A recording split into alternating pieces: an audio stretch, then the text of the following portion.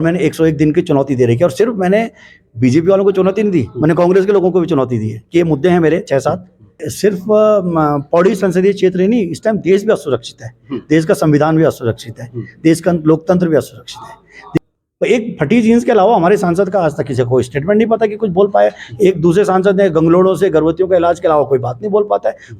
अरे ये सरकार है या किसी बनिए की दुकान है जो लाभ और हानि देख रही है? यही भी हम कहते हैं, हम तो शिव के भक्त हैं कि शिव तो उसी को कहते हैं जो धारा के विपरीत चले, धारा के साथ तो सब जाते हैं, तो सबको जाने दीजिए, हमारे अंदर तो ईश्वरीय गुण है। कांग्रेस का स्टाइल है काम करने का, और कांग्रेस के बाद दिमागी लोग हैं, जब दिमागी लोग होंगे तो संघर्ष होगा, और जहाँ दिमाग नहीं होगा, जहाँ भेड़े होंगी, संघर्ष भी नहीं होगा और विद्रोह भी नहीं होगा। पौड़ी संसदीय क्षेत्र में जो भी कैंडिडेट होगा, चाहे हमारी पार्टी का दूसरी पार्टी का होगा, उससे सवाल जरूर पूछेंगे। जब वो पब्लिक में जाएगा बैठक करने के लिए, वो इधर उधर की हाँकेगा। मुझे लगता है कि जब परिस्थितियां विपरीत हों, तब मुझ जैसे साधारण व्यक्ति के लिए ज्यादा मौके होते हैं दावेदारी ठोकने के, जब अन्य लोग भाग रहे हों। नमस्कार, मैं हूं सुनीत चौधरी और आप देख रहे हैं पहाड़ी सफरनामा। इस समय मेरे साथ मौजूद हैं डॉक्टर प्रेम बौखंडी साहब, और मैं आपको बता दूं, लंबे समय से पत्रकारिता से जुड़े हुए हैं, और कांग्रेस संगठन की बात करूं मैं तो कांग्रेस के कई विषयों में रणनीतिकार भी माने जाते हैं, और इस समय दावेदारी पेश की है गढ़वाल लोकसभा क्षेत्र से। अब क्योंकि मैंने ये तमाम शब्द इसलिए कहे, इस समय कहा जा रहा है, भाई साहब मेरा सीधा पहला सवाल वही है कि जो गढ़वाल लोकसभा सीट है वो बहुत ज़्यादा सुरक्षित नहीं है अन्य दलों के लिए, और आप लंबे समय से रणनीतिकार भी रहे हैं, पत्रकार भी रहे हैं, जनता की नब्ज को बहुत अच्छे तरीके से जानते हैं। उसके बावजूद भी इस समय ताल ठोकी है लोकसभा पे। देखिए, बात यह है कि सिर्फ पौड़ी संसदीय क्षेत्र ही नहीं, इस टाइम देश भी असुरक्षित है, देश का संविधान भी असुरक्षित है, देश का लोकतंत्र भी असुरक्षित है, देश की सारी संस्थाएं असुरक्षित है।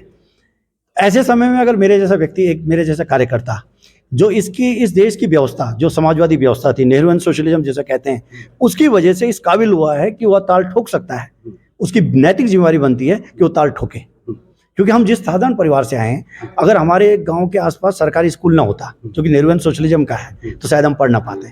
अगर सरकारी यूनिवर्सिटी ना होती और सस्ती फीस में ना होता, अगर स्कॉलरशिप ना मिल रही होती, तो संभवतः मैं पीएचडी ना कर पाता। तो मुझ जैसे लोग की नैतिक जिम्मेदारी इस वक्त बनती है कि हम ताल ठोकें और उस व्यवस्था को चुनौती दें, जो व्यवस्था उस सोशलिज्म को खत्म कर रही है, जो व्यवस्था देश के लोकतंत्र को खत्म कर रही है, जो व्यवस्था देश की संस्थाओं को खत्म कर रही है, उसके खिलाफ लड़ना हमारा काम है।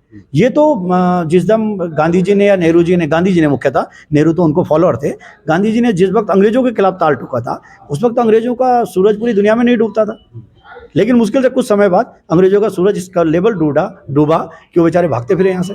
आज उनकी खुद की अर्थव्यवस्था में बहुत नुकसान है, इसलिए मुझे लगा कि ताल ठोकना चाहिए। प्रश्न ये नहीं है कि कौन जीतता है या कौन हारता है, प्रश्न ये है कि हम लड़ते हैं या नहीं लड़ते हैं, प्रश्न ये है कि हम उन मुद्दों को उठा पाते हैं नहीं उठा पाते हैं। इसलिए मुझे लगा कि मुझे ताल ठोकना चाहिए। मैं पढ़ा लिखा हूँ, मैं उत्तराखंड राज्य आंदोलनकारी हूँ, मेरी ताकत में बोलना और लिखना दोनों मेरी ताकत का हिस्सा है, पत्रकार रहा हूँ बहुत लंबे समय तक, तो उस नाते तो मुझे लगा कि वैचारिक बहस खड़ी करनी जरूरी है।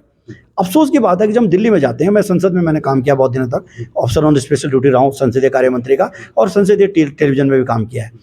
जब मैं देखता हूँ कि हमारे पांचों सांसद कुछ बोल ही नहीं पाते, तो एक फटी जींस के अलावा हमारे सांसद का आज तक किसी को स्टेटमेंट नहीं पता कि कुछ बोल पाए। एक दूसरे सांसद ने गंगलोड़ों से गर्भवतियों का इलाज के अलावा कोई बात नहीं बोल पाता है। उत्तराखंड के अंदर विकास क्या होगा, अंकिता भंडारी का मर्डर में क्यों आगे भविष्य में लड़कियां कैसे सफल हो सकते हैं, उसका कोई मॉडल होगा, कोई आउट ऑफ बॉक्स थिंकिंग होगी, उस पर कोई चर्चा नहीं हो पा रही, परिचर्चा करना ही नहीं चाहते हैं।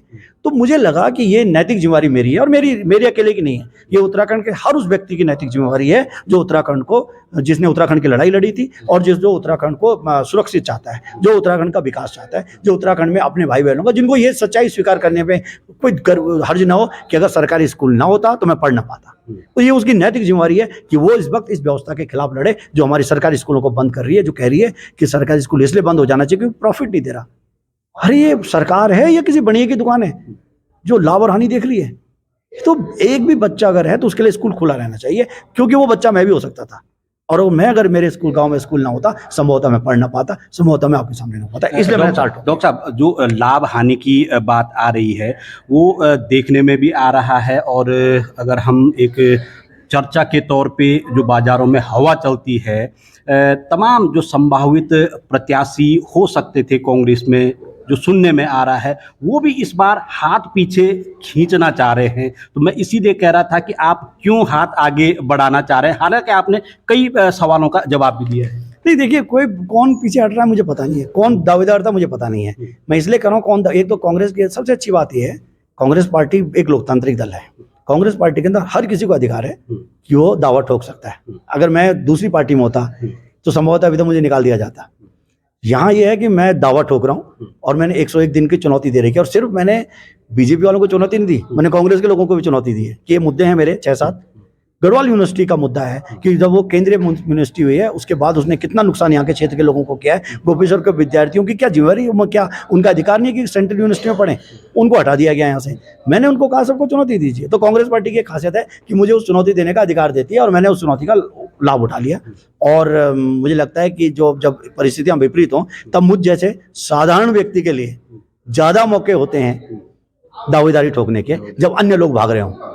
तो इसलिए मैंने सोचा कि लाभ उठाया जाए इसका। अच्छा, माहौल कैसा चल रहा है? क्योंकि भाजपा की माने तो राममय है।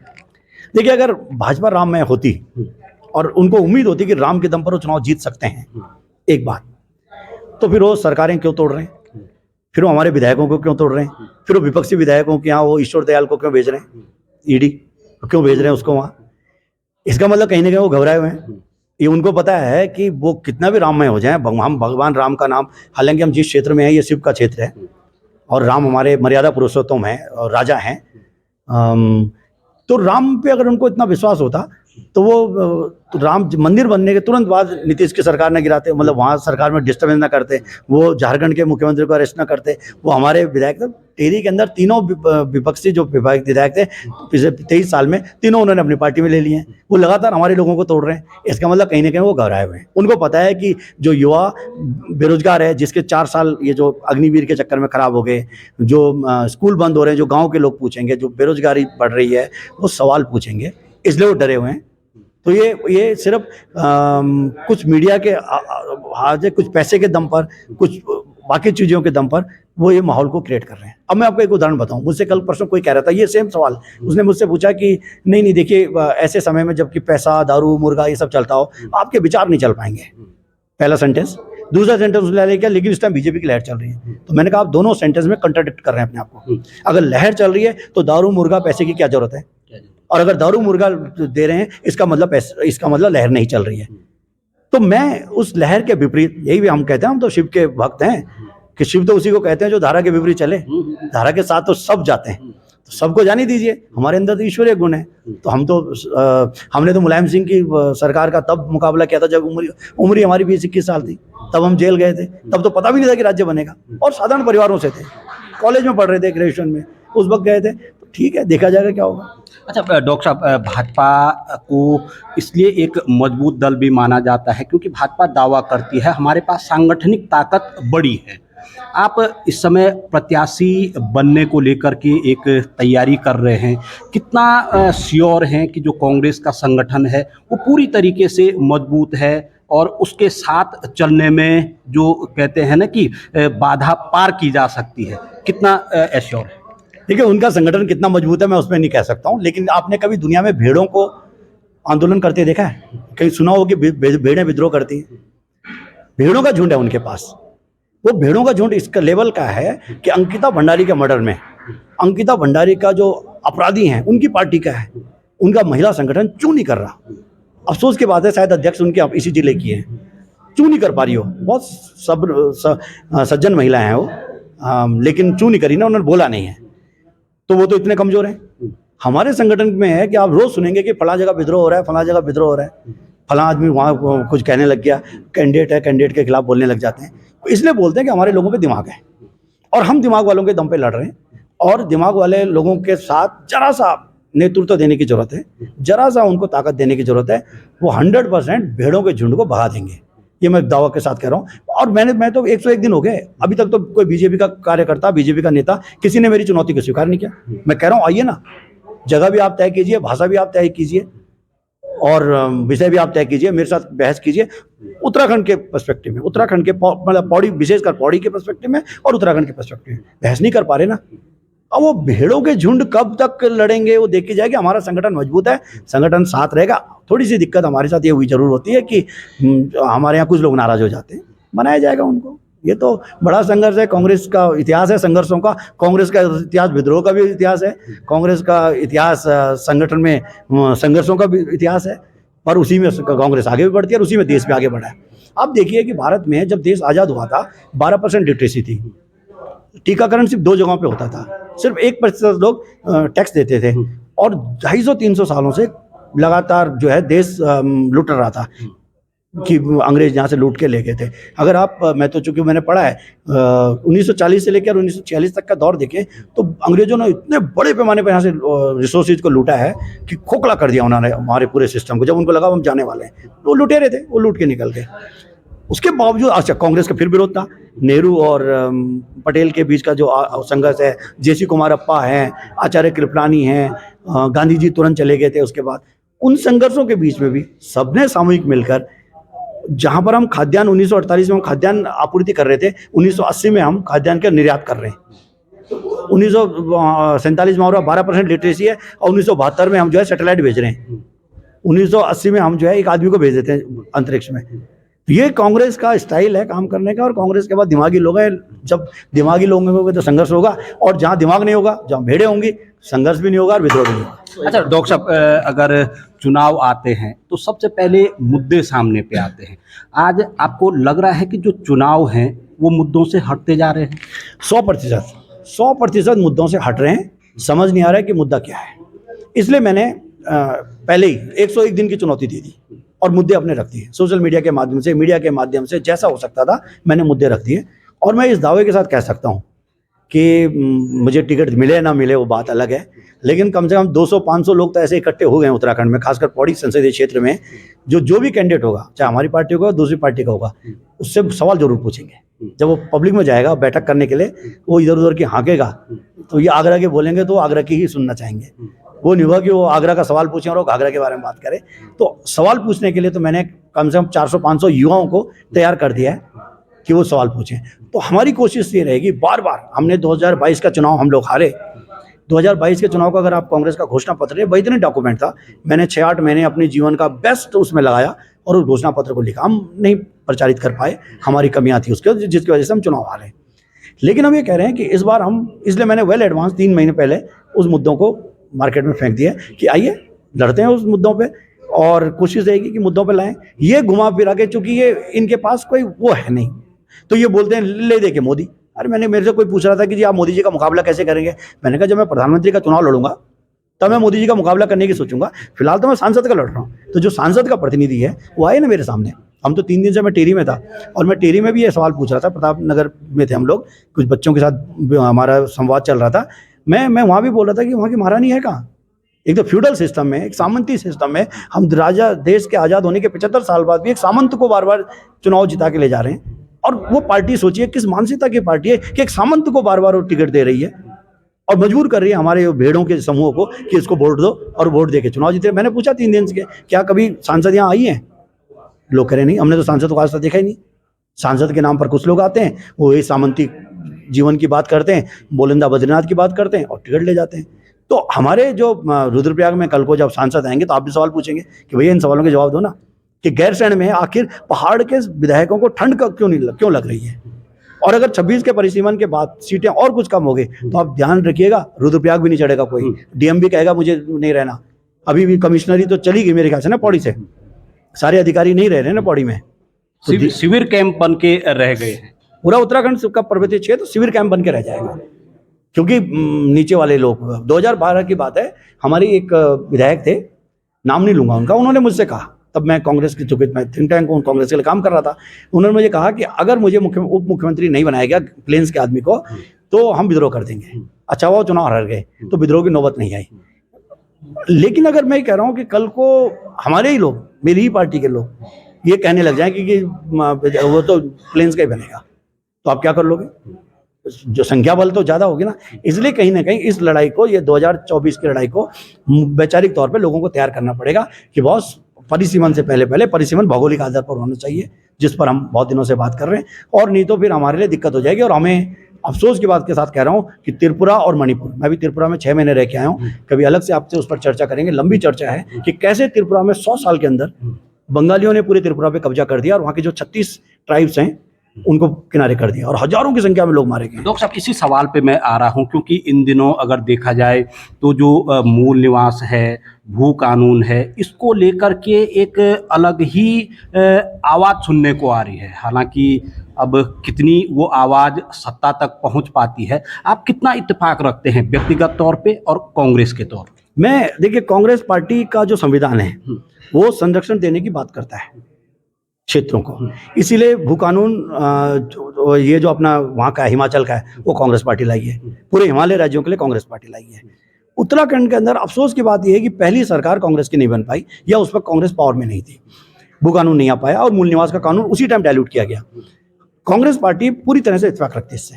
मूल निवासियों को संरक्षण देने की बात कांग्रेस के संविधान में लिखा हुआ है कि जहाँ जहाँ सामाजिक और आर्थिक रूप से कमजोर लोग हैं उनको संरक्षण दिया जाना चाहिए, ठीक है। और उसी तरह से भू कानून का मामला है। भू कानून में देखिए स्पष्ट तौर पे पर्वतीय जो जिसको हमने ओरिजिनल 8 जिलों का उत्तराखंड बोला था, कौशिक समिति जिनकी बात करती है, जिसके लिए हमने लड़ाई लड़ी थी, हमने हरिद्वार और उधम सिंह नगर के लिए तो लड़ाई लड़ी नहीं थी।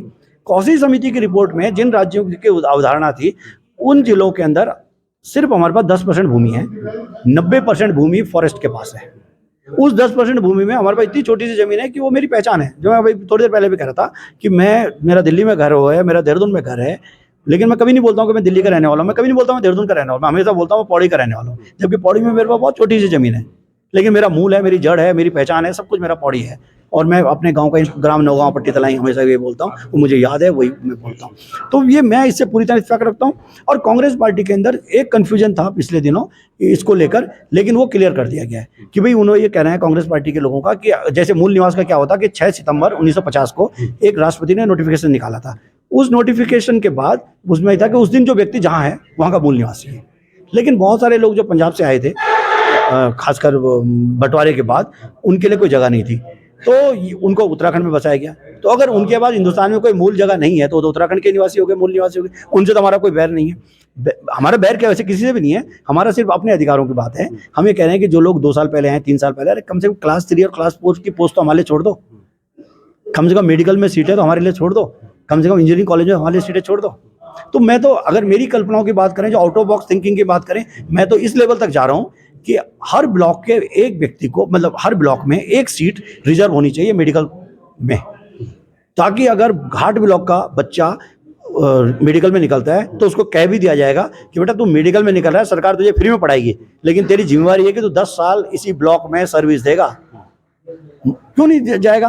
दिल्ली में बर्तन धोने से अच्छा है कि मैं डॉक्टर बन के अपने घाट में काम करें। भाई अल्टीमेटली अगर डॉक्टर नहीं बन पाएगा तो बर्तन ही धोएगा ना। हमारे ज़्यादातर लोग तो ये काम कर रहे हैं, चपरासी रहेगा कहीं, तो अगर कह दिया जाए उसे, वैसे इंजीनियरिंग को कह दिया जाए कि बस तू इंजीनियर बना रहे हैं तेरे को, लेकिन 10 साल तुझे इंजीनियरिंग अपने ब्लॉक में रहना पड़ेगा। तो क्लास 4 की सारी पोस्ट मैं चाहता हूँ, हमने कांग्रेस के घोषणा पत्र 22 में भी लिखा था कि अगर सरकार आती है तो क्लास 4 की सारी पोस्ट हम ब्लॉक लेवल कैडर बनाएंगे कि भाई फाइलें उठाने के लिए, चाय पिलाने के लिए, पानी पिलाने के लिए तो कम से कम उसी ब्लॉक का आदमी होना चाहिए। और क्लास 3 की पोस्ट डिस्ट्रिक्ट लेवल पे रिजर्व होनी चाहिए कि रुद्रप्रयाग का भी व्यक्ति यहाँ डीएम ऑफिस में क्लास 3 में लगे। लेकिन अफसोस की बात यह है कि अब गढ़वाल यूनिवर्सिटी में तो सेंट्रल यूनिवर्सिटी होगी, बाहर का आदमी भी आकर वहाँ पे प्रोफेसर बाहर का आ जाए, मुझे खुशी होगी कि एक बढ़िया प्रोफेसर कोई साउथ का आ जाए। लेकिन चपरासी कलर तो हमारा हो सकता है, वो भी हमारा नहीं हो गया क्या? विद्यार्थी दोनों तरह के आने चाहिए, हमारे विद्यार्थियों को प्रायोरिटी मिलनी चाहिए, बाहर के विद्यार्थी आने चाहिए, क्योंकि वो विद्या का केंद्र है, उसमें जितना घर्षण होगा, वैचारिक घर्षण होगा, उतना अच्छी चीज़ें निकल के आएंगी। लेकिन ये भी नहीं हो सकता कि आप पूरी तरह से बाहर के लोगों के हवाले कर दें। अच्छा डॉक्टर साहब, मुद्दे तमाम हैं, क्योंकि चुनाव आए हैं तो तमाम मुद्दे भी सामने पे आएंगे और मैं आगे भी आपसे विस्तृत वार्ता करूंगा। अगर देखा जाए भाजपा जिन मुख्य मुद्दों को लेके चल रही है, चाहे बद्रीनाथ केदारनाथ मास्टर प्लान के जरिए पुनर्निर्माण का हो, रेल लाइन हो, ऋषिकेश कर्णप्रयाग, हमारे ऑल वेदर सड़कें हों, तमाम मुद्दे, यूसीसी का मामला हो, हमारे तमाम मुद्दे हैं जो भी हैं, चाहे युवाओं को लेके हो, एलपीजी को लेके हो, इन सारे मुद्दों को लेकर के भाजपा कह रही है कि हम 5 सीट जीतेंगे। कांग्रेस के पास क्या तोड़ रहेगा? नहीं, मुझे ये बताइए, आप रुद्रप्रयाग में बैठे हैं, रुद्रप्रयाग के एक हिंदू का, मैं भी हिंदू हूँ, एक हिंदू का यूसीसी से क्या फायदा होने वाला है वो मुझे बता दीजिए। सिर्फ एक जुमला फेंका गया है कि फायदा है। हम तो ये कह रहे हैं कि हमारा फायदा तो मूल निवास और भू कानून से था ना, उसके लिए एक विशेष सत्र बुलाते और वो कर देते। ठीक है, केदारनाथ पुनर्निर्माण का जहां तक प्रश्न है, केदारनाथ को पुनर्निर्माण, चूंकि बहुत ज्यादा धार्मिक मुद्दा है, मैं उस पर चर्चा नहीं करना चाहूंगा, लेकिन जिस तरह का पुनर्निर्माण हुआ है, शिव को क्या उस तरह की जरूरत है? क्या शिव इस तरह के भव्य मंदिर में रहने के आदी हैं? वो तो जिस तरह से रहा जाता है और जिस तरह से पुनर्निर्माण के बाद वहाँ के स्थानीय लोगों के रोजगार खत्म हो रहे हैं, जिस तरह से वहाँ के जो वहाँ के पुजारी हैं, जो वहाँ के पंडित हैं, उनके अधिकारों की मामला उन पर कुठाराघात हो रहा है, जिस तरह से वहाँ से सोना चोरी हो गया, क्या वो मुद्दे बनाए जा सकते हैं? वहाँ पे किसी ने बार कोड लगा दिया और हमें पता ही नहीं चला किसने लगाया। ये तो बड़ी अजीब सी बात है। खच्चर मार्ग, वो पिछले दिनों मुझे पता चला, अभी पता नहीं क्या स्थिति है, लेकिन पता चला कि खच्चर को जो चलाने के लिए जो कमेटी वो आ रही है, जो ग्रुप है, वो भी जम्मू का आ रहा है। हम अपने लोगों को प्रशिक्षण भी नहीं दे पा रहे हैं। 7-8 साल से तो इन्हीं की सरकार है ना, नहीं दे पा रहे हैं, तो उस मुद्दों पर क्यों नहीं बात कर रहे? बद्रीनाथ के अंदर जिस तरह का पुनर्निर्माण कर रहे हैं, वो क्या हमारी पहली मांग होती? राज्य की पहली मांग तो राजधानी थी ना, पहली मांग तो स्वास्थ्य था ना, शिक्षा थी ना, रोजगार थी। क्या बद्रीनाथ और केदारनाथ जैसे पवित्र धामों को जरूरत पड़ती है कि वो इसके दम पर प्रचारित किया जाए कि भव्य हैं इसलिए आइए? अरे वो दिव्य हैं इसलिए आइएगा, और वो दिव्य हमेशा थे, उसके लिए पुनर्निर्माण की जरूरत नहीं पड़ी। वो उसको भव्यता की, उसको कोई बिल्डिंग की जरूरत नहीं है। भगवान बद्रीनाथ को, भगवान केदारनाथ को उसकी जरूरत नहीं, वो उनका अपना तरीका है, वो उसमें वैसे रहने दीजिए, उनको दिव्य रहने दीजिए। तो मैं ये कह रहा हूँ कि जो हमारी मूल मांगे थी, वो राजधानी का मुद्दा है, हमारा स्वास्थ्य के मुद्दे हैं। कितने हॉस्पिटल खोल दिए उन्होंने। भी सुना है कि कल ही मैं देख रहा था कि उन्होंने एक जच्चा बच्चा कोई हॉस्पिटल हरिद्वार में खोला है। अरे इस वक्त तो जरूरत रुद्रप्रयाग में थी। अभी लेटेस्ट जो है टेरी में 2 महिलाओं की प्रसव से डेथ हो गई है, उनकी जच्चा बच्चा, स्पेशल जच्चा बच्चा, उसकी जरूरत यहाँ थी 200 बेड की, 100 बेड की, वहाँ तो खोलोगे नहीं। 2 उन्होंने एम्स खोले हैं, एक किच्चा में खोला है, सारी बरेली के लोग और उसके आसपास के लोग वहाँ आ रहे हैं, बिल्कुल उत्तराखंड के बॉर्डर पे खोला है, नाम उत्तराखंड का है। ऋषिकेश में आप चले जाइए, किसी बात भी 80% लोग आपको बाहर के दिखेंगे। हमारे लोग जा ही नहीं पाते, क्योंकि हमारे लोग हमेशा इमरजेंसी में जाते हैं। प्लेन्स के लोग बहुत तेज होते हैं, अगर इमरजेंसी होती है 2 लोग पहले आके लाइन में लग जाते हैं। हमारे लोगों पर इतने रिसोर्सेज नहीं है। हमारे यहाँ तो गांव में लोग ही नहीं बचे हुए, तो किसी के ज़्यादातर कोई दुर्घटना हो जाती है, जनरली हमारे यहाँ दुर्घटनाओं में ही लोग जाते हैं, तत्काल जाते हैं, जगह नहीं मिलती है। कल ही हम बात कर रहे थे एक महिला के बारे में, विक्रम नेगी जी ने फ़ोन किया, वो गर्भवती है बेचारी और उसको वहाँ बैठी है और उसके लिए बेड नहीं मिल रहा है। तो हमारी मांग क्या है? क्या उस पर वो चुनाव लड़ रहे हैं? मेरी कोशिश ये रहेगी कि बार बार मैं, अगर मुझे कांग्रेस टिकट देती है, मेरी कोशिश रहेगी कि मैं बार बार उनको मुद्दों पर लाऊं कि बॉस ठीक है, भगवान बद्रीनाथ के बारे में बात करेंगे, भगवान केदारनाथ के बारे में बात करेंगे, पहले बात करो पोखड़ा के अंदर हॉस्पिटल का क्या होगा। इन्वेस्टमेंट समिट हुआ कुछ दिन पहले, इन्वेस्टमेंट आया। अगर आप पूछ लें कि इन्वेस्टमेंट किस लिए आया, होटल बनाने के लिए आया, पार्किंग बनाने के लिए आया, वो बस सर्विस चलाने के लिए आया। अरे इन्वेस्टमेंट मुझे चाहिए तो हॉस्पिटल के लिए। मैं बहुत सालों से कह रहा हूँ, 2010-11 से बोल रहा हूँ कि क्या भगवान केदारनाथ बद्रीनाथ से 100 किलोमीटर के अंदर कोई बड़ा हॉस्पिटल बनाया जा सकता है, जिसमें जैसे साउथ के बहुत सारे मंदिरों के अपने हॉस्पिटल हैं, जिसमें केदारनाथ की तरफ से कुछ पैसा आ जाए, कुछ ज़मीन सरकार दे जाए, कुछ सरकार एक मैनेजमेंट सिस्टम खड़ा कर दे और यहाँ एक बढ़िया हॉस्पिटल खुल जाए, मेडिकल कॉलेज खुल जाए, एक बद्रीनाथ के आसपास में एक इस तरह खुल जाए। हमारे पास में हेमकुंड साहिब है, वो सिख लोग वहाँ ज़्यादा जाते हैं, वो कृषि में उनका बहुत इंटरेस्ट है, क्या उनको ज़मीन देकर यहाँ भी एक बढ़िया कृषि का कॉलेज खोला जा सकता है? इन पर तो बात करो ना। हम भगवान शिव के मंदिर को भव्य बना रहे हैं, भगवान शिव के मंदिर के आसपास पता चल रहा है कि कोई महिला गर्भवती मर जा रही है, उस पर चर्चा नहीं करोगे, उस पर बात नहीं करोगे। हमारी भूमियाँ जिस तरह से त्रिवेंद्र जी ने लुटवाई पिछले दिनों से भू कानून में बदलाव करके, उस पर कोई चर्चा नहीं करना चाहोगे। तो मेरी कोशिश ये रहेगी, और मैं देखता हूँ कि मैं कितना टेक्टफुली इसमें सफल होता हूँ, कि मैं बार बार इनको मुद्दों पर लाऊंगा।